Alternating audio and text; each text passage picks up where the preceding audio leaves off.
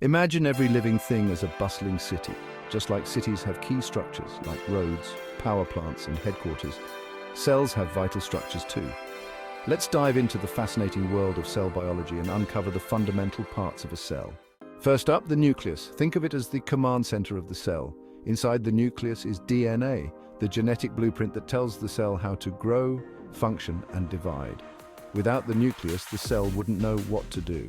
Next, we have the cell membrane. It's like the security system of the cell, controlling what goes in and out. It's semi-permeable, meaning it allows certain substances like oxygen and nutrients to pass through while keeping harmful substances out.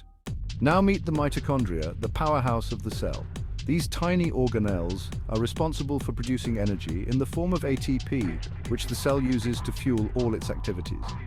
Without mitochondria, the cell would be out of energy. Next, there's the endoplasmic reticulum. Think of it as the highway system inside the cell. There are two types, rough ER, which helps produce proteins, and smooth ER, which makes lipids. Both are essential for the cell's functioning.